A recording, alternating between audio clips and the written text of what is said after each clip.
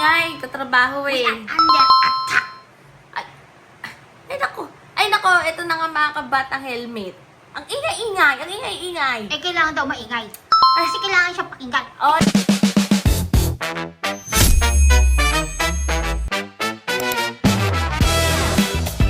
Baka yung gaganon-ganon yung... oy, dun sa mga umaapi kay Senator Lito Lapid ha. O, bakit? Tantanan niyo na si Senator Lito Lapid or si Pinuno. Pwede bang apihin? Wag! Nagtatrabaho ng tama eh. Ayan, Hindi oh, nga oh. kumikibo eh. Ayan, post. Ayan, tingnan yung post na yan. Oh.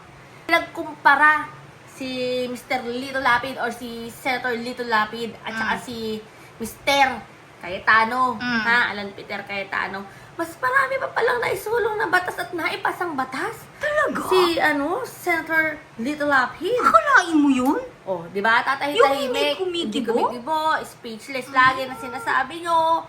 Walang kemerot. Eh, talagang tama yung kasabihan na yung maingay, lata lang, buka-buka lang. Ah, parang boka-boka ang Oo, saranggola. diba? Yung wala lang, unlike ng tahimik, tatahimik, Oo. pero meron naman palang laman. Oo, kaya pala ganun makatingin.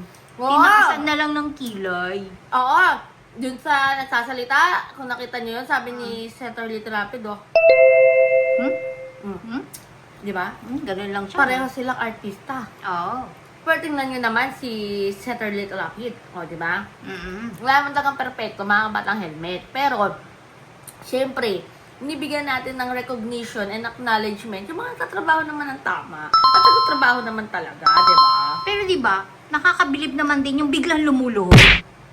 Tapos nagba-Bible verse. Ano yung kaka-Bible verse nyo? Tapos luluhod.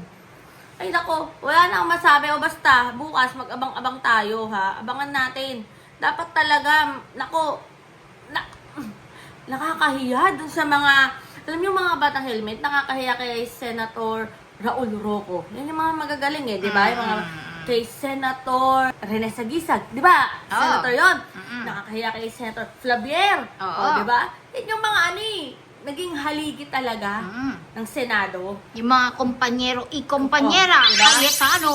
Yung tatay. Ay, datatay. Tatay yung Rene Cayetano. Oo. Pero sa 3 araw na naupo itong si Mr. Alan Peter Cayetano, Eh, di ba ang galing niya?